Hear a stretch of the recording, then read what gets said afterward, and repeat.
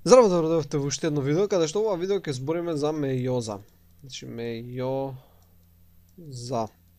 Значи мејоза значи всушност редукција на делба, и ако го проследивте видеото за митоза, ова видео би требало да биде доста лесно, бидејќи ги следи релативно истите фази, само има некои работи се поразлични.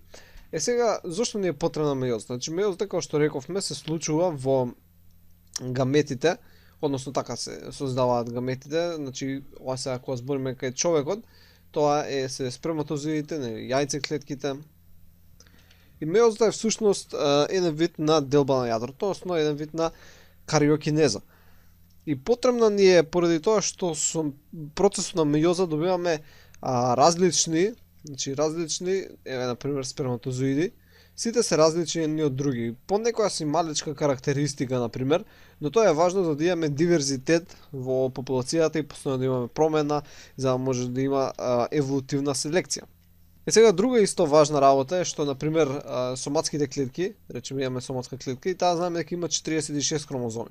Сега ако се спојат две клетки од 46 хромозоми, плодот ќе беше од 92 хромозоми. Сега да речеме 92 и 92, наредната генерација ќе беше 184. И така натаму и така натаму, и цело време се зголемуваше бројот на хромозоми, што не е не може тоа така да опстане, едноставно ќе се натрупа многу во јадрото и не може да функционира.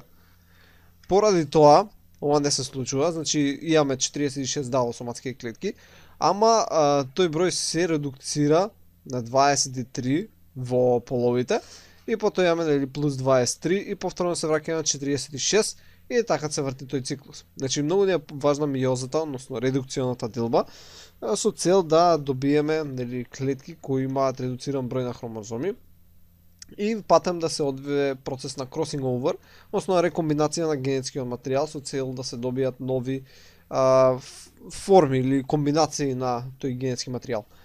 Само ќе видиме сумарно како би изгледала мејозата, па понатаму ќе објасниме малце подетално.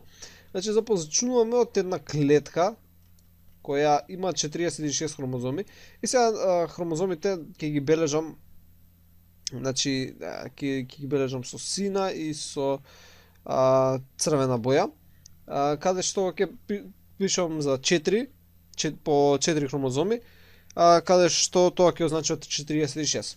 Значи ќе почнеме со една клетка која има 46 хромозоми, да речеме ова е 1N, ова е 2N, така да речеме дека има 23 и овдека има 23, и видите се едните се добиени од мајката, другите од таткото. И ова е една нормална клетка која има 46 хромозоми, бидејќи се во еднохроматинна форма, значи има 2C вредност. Значи 2C, бидејќи се во еднохроматинна форма. Понатаму, таа клетка преминува, и сега, ајде, ќе ја цртаме целата клетка. Значи таа клетка преминува во форма каде што повторно има 46 хромозоми, само што сега се двохроматидни. Значи изградени се од две хроматиди. И пак ги има овие. И сега пак тука имаме N, и пак тука имаме N број на хромозоми, односно пак имаме 2N, односно 46, но сега се наоѓаат во 4C форма. Значи 4C бидејќи се двохроматидни. Понатаму, ова подлежи на првата делба, значи мејоза 1. Значи ова чека, значи да сумираме, ова е 2N, 2C, ова е 2N, 4C. И потоа ова подлежи на првата делба, значи ќе ја направиме вака. Значи прва мејоза 1, мејоза ќе ја бележиме 1. При што ќе се добијат две клетки, значи ќе се добијат две клетки. Ќе се добијат две клетки, каде што ќе содржат N број на хромозоми, но сепак ќе биде 4C. Значи да речеме дека овдека отишле 23 кои биле од, во овој случај, сините, а овдека отишле 23 кои од овие црвените. Но сепак се уште се во двохроматидна форма. Значи овдека имаме сега N 4C и овдека имаме N 4C. Потоа следи мејоза 2, каде што мејоза 2 се случува на ниво на сека од овие две клетки. Така, мејоза 2. Значи мејоза 2, мејоза 2, односно целиот тој процес е мејоза 2. При што ќе се добијат 4 клетки, каде што ќе имаме повторно N број на хромозоми, а сега ќе бидат еднохроматидни. Значи ќе биде по една хроматида, и тука всушност ќе имаме N број, само сега ќе бидат 2C, и овдека пак N број, само што се сега 2C. И овдека истата ситуација. Значи по 2 хромозома, мислам, добро, по 23, но овој случај се 2. И ова е сега N со 2C, и ова е N со 2C. Така, значи, ова е мејозата, ако ја сумираме, и на крај сме почнале со клетка која имала 46 хромозоми, и сме добиле 4 клетки кои имаат по 23 хромозоми. И сепак со некоја разлика, бидејќи не се клонови како митозата. Значи, ја направиме една сумарна равенка, и ова ќе ја направиме сега со бела боја. Значи, почнуваме со 2N, во заграда ќе ставиме 4C, потоа добиваме, односно 2C, потоа добиваме 2N, сега е 4C, потоа добиваме, ова е мејоза 1, ќе добиеме N со 4C, плюс уште едно N со 4C, за на крај да поминеме мејоза 2, каде што ќе добиеме, ајде сега да ги пишам N, значи ќе добиеме 4, ќе отворам заграда, N, кои што ќе бидат со 2C вредност. Значи ова е само сумација на овој целиот цртеж овдека сега што го нацртав. Е сега интересно дека мејозата всушност поминува низ истите фази низ кои поминува митозата, само што се случуваат два пати. Сега нормално не се баш истите, но сепак се многу слични, ако ги запамтите тие од митоза, тоашка ова би било многу полесно. Значи првата фаза е профаза. Значи профаза, нема да пишувам фаза, само про ќе напишам. Која што првим започнуваме со профаза 1. На профаза 1 ќе прошириме малце повеќе, бидејќи овдека ќе биде малце покомплексно и ќе поделиме на повеќе подфази.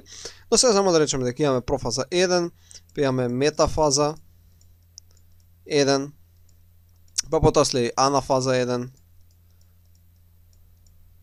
и на крај телофаза 1. Е сега може да заприметите дека овие се истите фази од митоза, само што ставивме еден пред нив. Тоа е бидејќи се случуваат два циклуси, значи пред се случува профаза 1, метафаза 1, анафаза, телофаза, и на крај повторно се случуваат, само сега ги бележиме со 2. Значи профаза 2, метафаза 2, анафаза 2 и на крај телофаза 2. Е сега овие кога се случуваат по втор пат, се случуваат исто како што се случува митозата. Само што не е митоза, него е мејоза, бидејќи се случува на половите клетки и ќе се добие малце поразличен резултат. Добро, ајде да започнеме од почетокот, значи започнуваме од профаза 1, каде што во профаза 1, како што рековме, има повеќе подфази, сега ќе започнеме со првата, која се нарекува лептотен стадиум. Значи лептотен. Во овој стадиум всушност, мислам, бејќи веќе е помината интерфазата, хроматинскиот материјал веќе почнува на некој начин да се организира во хромозоми, но сепак се уште, ајде да го бележиме со бела боја, се уште така деспирализиран, се наоѓа во јадрото, не образува некој баш да се познаат хромозоми, но има сепак некои краеви образува како теломери. И бидејќи веќе помината интерфазата, значи ова се наоѓа сега во состојба, ако би можеле да го видиме, било 2N како со 4C, бидејќи е дуплиран генетскиот материјал. И како што тече овој лептотен процес, полека почнуваат да се создаваат некои си хромозоми, но сепак не се убаво спирализирани до крај. Е сега нареден стадиум од профазата ни е зиготниот стадиум. Е сега, колку за симплификација, ќе речеме дека во лептотен стадиум веќе се формирале хромозомите, така, значи убаво веќе се спирализира, колку за поедноставување. И сега во овој зиготен стадиум хомологните хромозоми, значи ајде да земеме две бои, значи да земеме овој со црвена. Хомологните хромозоми образуваат биваленти. Сега што беа хомологни хромозоми? Нели рековме дека имаме 23 од мајка, 23 од таткото и сега да речеме тука имаме како хромозоми. И сега например овој со овој е хомологен хромозом, овој со овој е хомологен хромозом, се наоѓаат во истиот пар. Така, значи иако се од различен родител, во истиот пар се наоѓаат, тој е првиот, и овој е првиот, овој е вториот, и овој е вториот, и така натаму, и така натаму.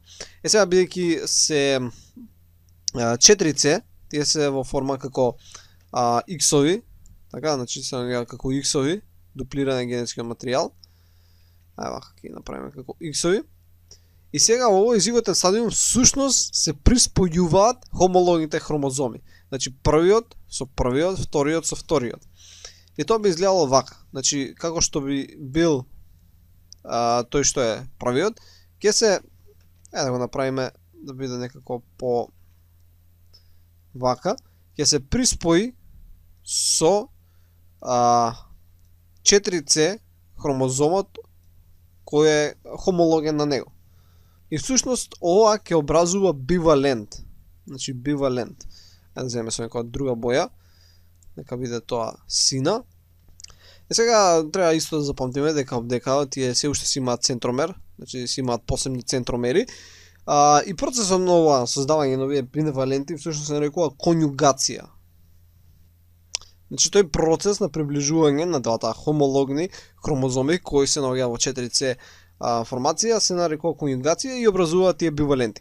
Сега место кај што се спојуваат всушност бидејќи тие не се баш прилепени физички еден друг, него има мал простор помеѓу нив, се образува една структура која се нарекува синаптички комплекс или синаптонемален комплекс.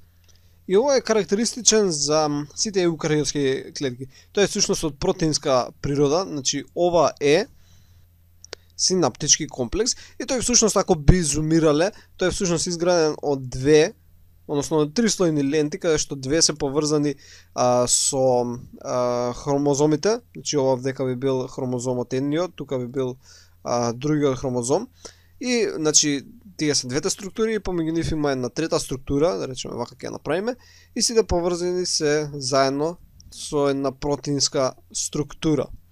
И ова е тој синаптички комплекс или синаптонемален комплекс кој ги поврзува хомологните хромозоми во овие биваленти.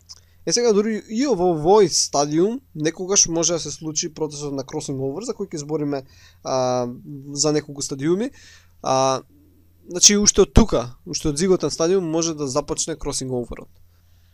Исто така образувањето на оваа синапса е многу важен процес, бидејќи ако не се создаде, така тоа се нарекува асинапсис, ако не се создаде синапса, ако нема конјугација, тогаш тоа е многу лошо, бидејќи може да се погрешно се пренесат дадени хромозоми, тоа што би се јавиле дали тие например Дауновиот синдром за кој зборевме, но сепак има многу други синдроми кои може да се јават. Нареден стадиум сега ние всушност пахитен стадиум, и сега да го бележиме тука, значи нареден стадиум ние каде што сега дури се приметува оваа структура на биваленти, значи кои се составени нели од хомологните хромозоми и исто така бивалентите се нарекуваат тетради, бидејќи имаат 4 хроматиди. Така значи 1 2 3 и 4 хроматиди или биваленти. Тоа се значи тетради. И сега значи треба да напоменам исто така дека овие што се двете црвени кои се еднакви, се всушност сестрински хроматиди, значи овие се сестрински. Исто тоа важи и за белите, значи овие двете бели се сестрински хроматиди. И сега за време на всушност за при крајот на пахитниот стадиум се јавува процесот на кросинг овер за кој сега ќе збориме. И сега да видиме што е кросинг овер, односно симплифицирано, бидејќи тоа е многу комплексен процес. Да речеме, одека сега ќе нацртаме едниот хромозом кој е изграден од две хроматиди и тука ќе нацртаме другиот хромозом и сега да рачунаме дека овие две се прилепени, нели овдека со тој синаптички комплекс, но тоа сега нема го цртаме, но што ќе претпоставиме дека се залепени. И сега при кросинг овер всушност се разменуваат делови од сегменти кои се хомологни. Например, овој дел ќе отиде на другиот несестрински, на несестринската хроматида, а тој црвениот би ќе отиде на другата хроматида и би се добило ова. Така. И сега овие делови сушност беа комплементарни едни на други, бидејќи двата хромозома беа хомологни, нели едните се од мајка, другите се од таткото, но сега има некаква си рекомбинација што прави нешто различно. И сега тоа не се случува само на едно место, значи тоа се случува од различни региони, например овој е исто разменет. Тука ќе дое делот црвениот, овде ќе отиде делот белиот, и така натаму. Например овдека нешто ќе се смени. Едноставно си разменуваат материјали и тоа е всушност crossing overот или рекомбинацијата. Сега како би го симплифицирале ова, например да избришеме, да речеме, да ќе земам со портокалова боја, дека овдека има ген за плава коса, или ајде со сина боја. Значи овдека има ген за сина коса и за сини очи. Додека овдека исто се наоѓаат гените например за коса и за очи, и да речеме дека овдека има за портокалова коса или за црвена коса и за кафени очи. И сега да речеме дека се размени еден од овие сегменти, при тоа, значи што ќе се добие? Другиот хромозом овдека ќе има ген за кафени очи и сина коса, а овој сега ќе има црвена коса или кафена коса и сини очи. И сега секој од овие понатаму ќе формира различна клетка. Бидејќи овие нема се наоѓаат во истата клетка, па ќе речеш па нема врска што да сменија материјал. Него понатаму како што ќе се одвија мејозата, ова ќе отиде во една клетка, ова ќе отиде во друга клетка. И сега например да речеме дека ова овдека е еден сперматозоид, додека ова другото е друг сперматозоид. И во зависност од кој сперматозоид ќе се оплоди, јајцеклетка ќе се добие различен плод.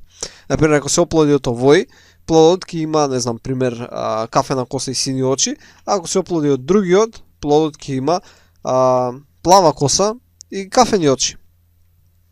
И затоа е важна таа рекомбинација. Сега таа не се случува баш како за овие банални примери, например за очи, за боја на коса и слично, него се разменуваат голем број сегменти, значи голем број сегменти се разменуваат од сите хромозоми. Така, значи сите хомологни хромозоми разменуваат сегменти.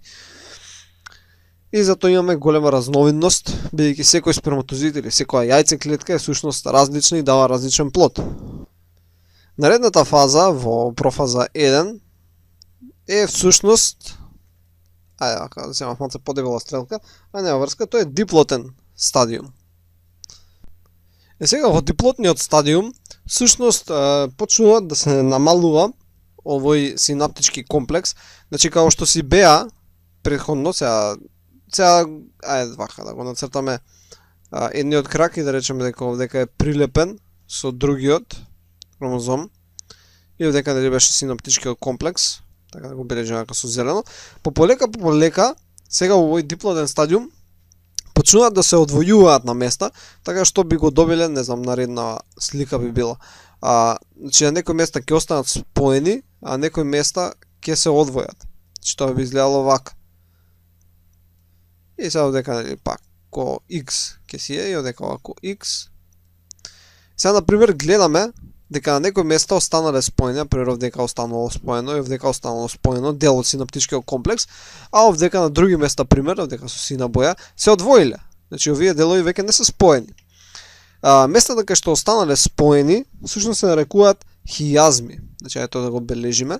Ајде да земеме со фиолетова боја. Значи местата кај што останале споени се нарекуваат хијазми.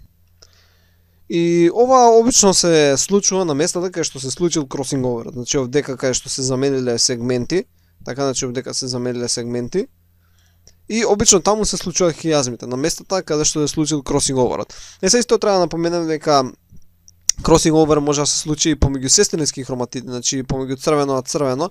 Сега дека не би го можел да го бележам, бидејќи не би се познавало, ама да речеме ќе земеме некоја друга црвена боја, дали потемна. Добро, не се познава.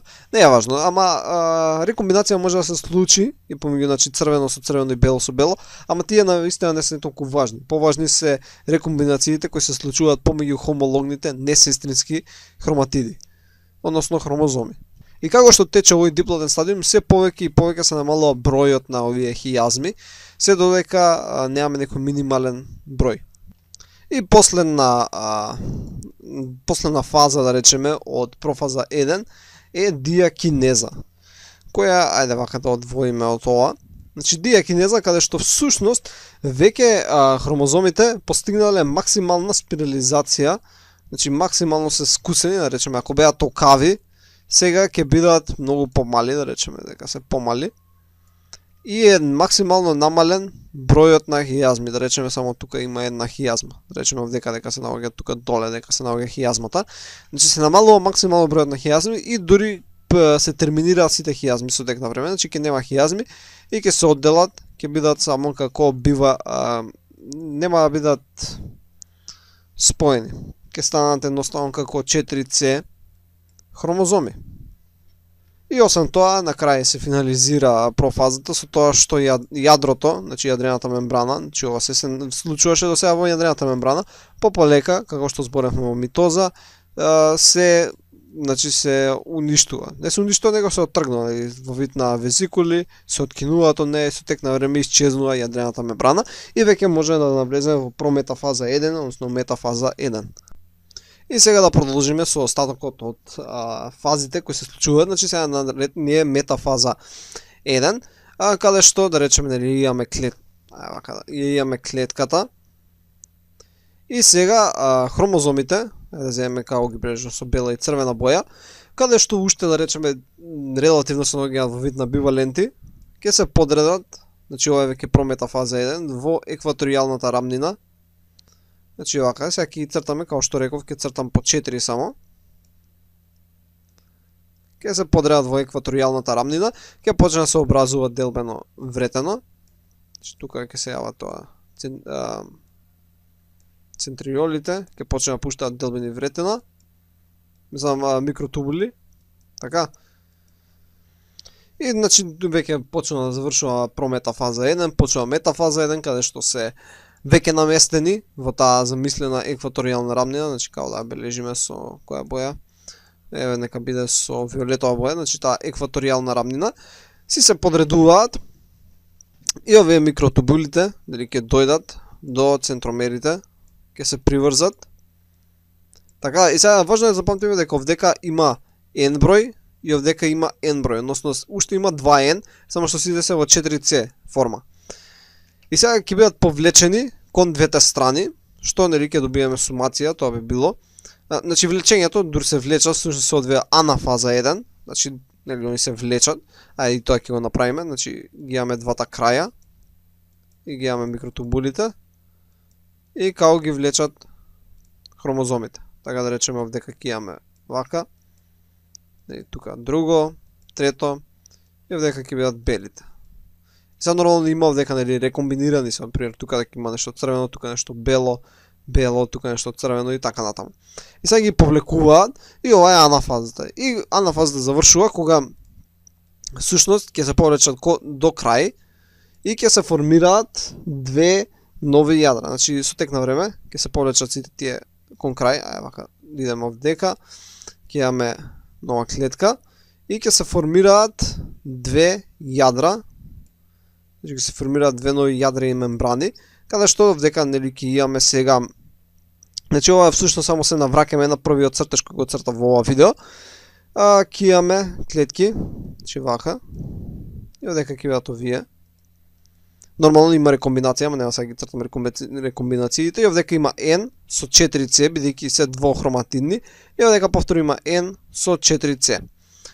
Потоа, сега некогаш кај некои клетки, значи овдека веќе завршува телофаза 1, кај некои клетки почнува да се формира овдека мембрана помеѓу овие две клетки и како таква се нарекува дијада, значи ова целото тогаш се нарекува дијада. Но ова не се случува секогаш, значи може само да си останат како јадра така две, да не се појави мембрана, па да почне мејоза 2, бидејќи сега веќе завршивме со мејоза 1 и сега ќе започне мејоза 2. Значи интерфаза скоро и да нема, бидејќи одма нели поминува, нема растење на клетката, него едноставно сега ќе ја цртаме вака како две клетки да се. И сега повторно се разградува, значи профаза се случува, се разградува јадрото. И после профаза 2, бијќи ова сега профаза 2, почнуваат да се редат хромозомите во екваторијална рамнина, тоа ќе биде метафаза 2, и сега би застанале, не знам, вака да речеме. И овдека би биле овие белите. Ке се формираат делбени вретена, значи делбените вретена, со која боја е кафена, сега ќе ги бележиме. Значи овдека сега би биле на овие краеви. И сега би влечеле, би пуштеле микротубули, така? Би пуштеле микротубули кон центриолите, кон центромерите. Значи центриолите пуштаат микротубули кон центромерите. И повторно, значи ова е метафаза, кога ќе почне да се влечат, така ќе биде анафаза, значи ќе бидат у движење, ќе направиме движењето, значи вака би имале 4. Да земеме портокалова боја, направиме целата клетка. Тука вака ќе имаме поделба и сега би се влечеле како еднохроматидни структури. Така, значи ова вака би било. И повторно со центромерот идат кон центриолите. Значи кон центриолите идат со центромерот. Значи центромерот, ако обележам сега со жолта боја, би бил тука. Така. Центромерот е тука. Да не забораваме тоа. Тука овдека се наоѓа во центарот. Во минатата фаза. И сега ова, ако го гледаме вака, ова е анафаза. Така овдека ја направиме микротубулите, како ги влечат. И ова е анафаза и тоа трае многу кратко. Така. И после, значи ова е анафаза 2, поточно. И после анафаза 2, доаѓа телофаза 2. Каде што ќе добиеме? Значи идеме сега у телофаза 2 и всушност ќе добиеме 4 клетки. Значи овака ќе се формираат нови. Ќе се формираат нови јадра. 4 јадра.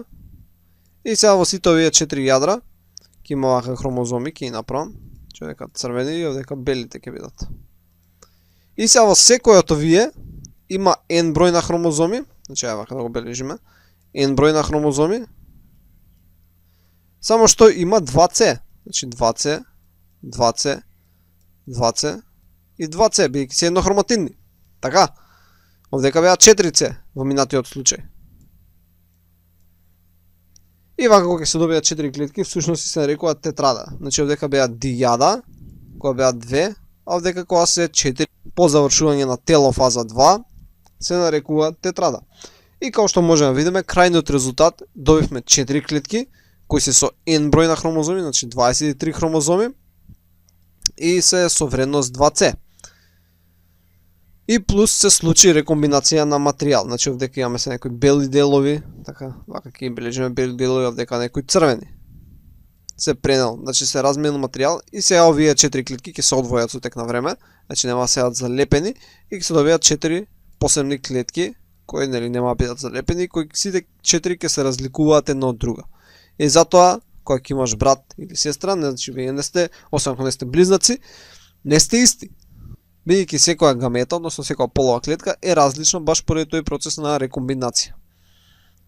И тоа беше се за мејоза. Се надам дека научивте нешто и ќе се видиме во наредното видео каде што ќе збориме за гаметогенеза, оогенеза, односно сперматогенеза. Довидување.